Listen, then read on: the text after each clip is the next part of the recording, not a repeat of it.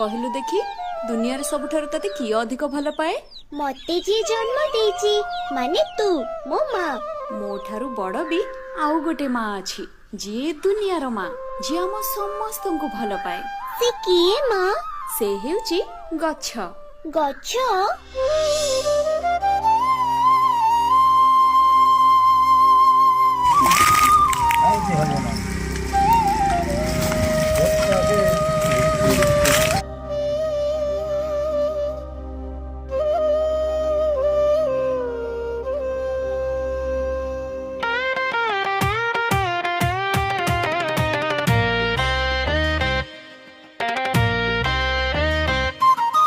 ପ୍ରକୃତି ହେଉଛି ମା, ସେହି ମାକୁ ଭୁଲି ଯାଉଛୁ।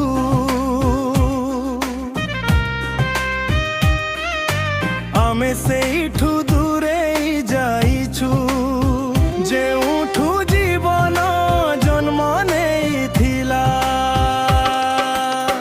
ଯେତେବେଳେ ମନୁଷ୍ୟ ପ୍ରକୃତି ଠାରୁ ଦୂରେଇଲା, ସେତେବେଳେ ସେ ନିଜ ମନର ଶାନ୍ତିକୁ ହରାଇଲା। ସେତେବେଳେ ସେ ନିଜ ମନର ଶାନ୍ତିକୁ ହରାଇଲା। ହଁ, ମୁଁ ଲାଞ୍ଜିଗଡ଼ ନିରଞ୍ଜନ ଆଚାର୍ଯ୍ୟ। ଆମର ତ ବିଶ୍ୱ ପରିବେଶ ଦିବସ ପାଳନ ହେଉଛି ଜୁନ୍ 5 ତାରିଖରେ, ଆଉ ପୃଥିବୀ ସାରା ପାଳନ କରାହେଉଛି। ତେବେ ବର୍ତ୍ତମାନ ବିଶ୍ୱ ପରିବେଶ ଅବସ୍ଥା ଯାହା ହେଇଛି, ମାନେ ତାକୁ ସୁଧାରିବାଟା ସହଜ ନୁହେଁ। ବର୍ତ୍ତମାନ ଏମିତି ଭାବରେ ବିଶ୍ୱ ମାନେ ପରିବେଶଟା ଏଭଳି ନଷ୍ଟ ହେଇଛି ସମଗ୍ର ପୃଥିବୀରେ, ଯାହାକି ମାନେ ତାର ପ୍ରକୃତିର କିଛି ସନ୍ତୁଳନ ରହିପାରୁନି। ମାନେ ଏଭଳି ଭାବରେ ହେଇଛି ଯେ ଖାଲି ଆମେ ପରିବେଶ ପାଳନ କରୁଛୁ, ନାଁକୁ ପାଳନ କରୁଛୁ, ଏଇଟା ମାନେ ପ୍ରହସନ ଭଳି ହେଇଯାଉଛି।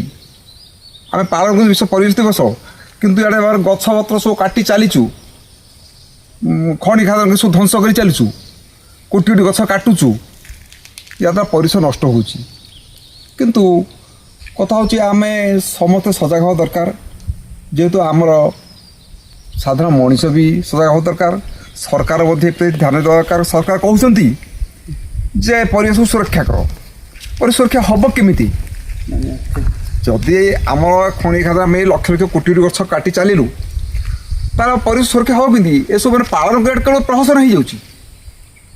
କିନ୍ତୁ ଆମେ ତଥାପି ଯେଉଁମାନେ ସଚେତନ ମଣିଷ ଅଛନ୍ତି, ସଚେତନ ନାଗରିକ ଅଛନ୍ତି, ସେମାନଙ୍କ ଦ୍ୱାରା ଏଇ ଯେଉଁ ଗୋଟେ ପାଳନ କରାହେଉଛି ବିଶ୍ୱ ପରିବେଶ ଦିବସ ପାଳନ କରାହେଉଛି, ଏ ସଚେତନ ପାଳନ କରୁଛୁଟା ତାକୁ ଆମେ କିଛି ବୃକ୍ଷରୋପଣ କରିବା। ଆମର ଏତିକି କେବଳ କାମ, ଆମର ଆଉ କିଛି ନାହିଁ। କିନ୍ତୁ ରୋପଣ କଲା ପରେ ତାର ସୁରକ୍ଷା କେମିତି ହେବ, ତାହା ବି ଆମେ ତାପରେ ମାନେ ସଜାଗ ନୁହଁ ଆଦୌ।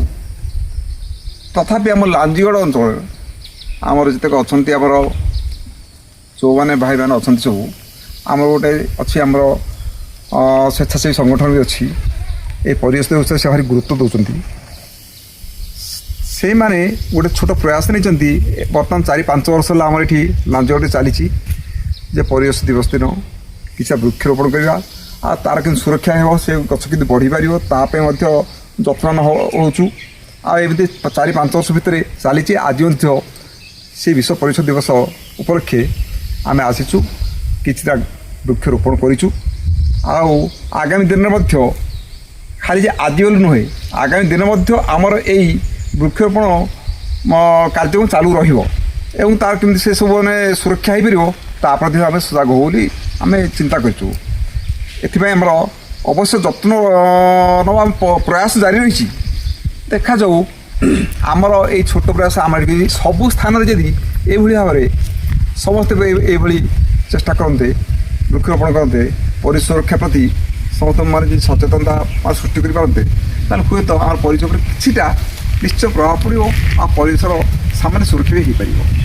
ନମସ୍କାର ଆଜ୍ଞା, ମୁଁ ହେଉଛି ବାବୁ ଜେନା, ମୋ ଘର ଲାଞ୍ଜିଗଡ଼। ଛୋଟବେଳୁ ଏଇ ଗାଁରେ ମୁଁ ବଢ଼ି ଆସିଛି ଆଜି ପର୍ଯ୍ୟନ୍ତ। ବଣ ଜଙ୍ଗଲ ଘେରା ପରିବେଶ ଭିତରେ ମୋ ଜୀବନଟା କଟେଇଛି। କିନ୍ତୁ ଆମ ଗାଁରେ ମୁଖ୍ୟ ସମସ୍ୟା ହେଉଛି ଆମର ଜଳବାୟୁ ପରିବର୍ତ୍ତନ ହେଇଯାଇଛି। ଶୀତ ମାସରେ ଶୀତ ଲାଗୁନି, ଖରା ମାସରେ ଖରା ହେଉନି, ଆଉ ବର୍ଷା ମାସରେ ସଫିସିଏଣ୍ଟ ବର୍ଷା ହେଉନି। ଆ ପ୍ରତି ଚାଷୀମାନଙ୍କ ଉପରେ, ଜୀବନ ଜୀବିକା ଉପରେ ଅନେକ ପ୍ରଭାବ ପଡ଼ିବା ଆମେ ଲକ୍ଷ୍ୟ କରି ଆସିଛୁ।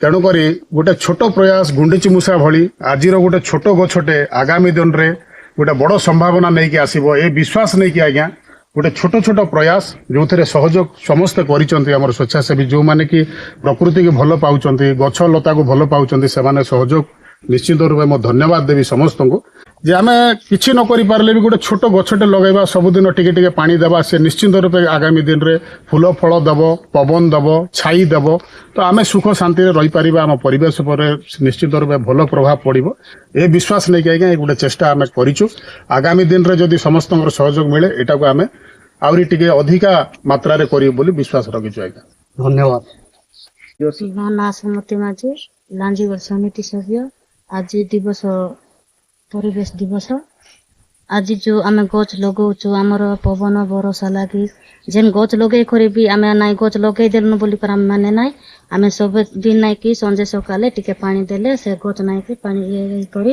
ସେ ଗଛ ସୁସ୍ଥ ହେବ ସେ ମୋର ନାଁ ସାନମୁନି ମାଝୀ ମୁଇଁ ଚଣାଲିମାର ଆଶା ଆରି ଆମେ ଆଜି ପରିବେଶ ଦିବସରେ ତ ଆମେ ଛୋଟ ଛୋଟ ଗଛ ଗୋଟେ ଲଗେଇଲେ ଆମର ପାଇଁ ପାଣି ପବନ ସବୁ ଯାକ ସୁବିଧା ହେବା ବୋଲି କରି ଆମେ ଏଟା ଜାରି ରଖିଛୁ ଅଭିମନ୍ୟୁ ପାତ୍ର ଲାଞ୍ଜିଗଡ଼ ଆମ ଭୈରବ ମନ୍ଦିର ପୂଜକ ମନ୍ଦିରରେ ଯେନ୍ ଗଛ ମାନେ ଆଣିକରି ଆଜ୍ଞା ମାନେ ଦେଇଛନ୍ ଆଜି ମୋର ଖୁସି ପ୍ରକୃତି ହେଉଛି ମା ସେହି ମାକୁ ଭୁଲି ଯାଉଛୁ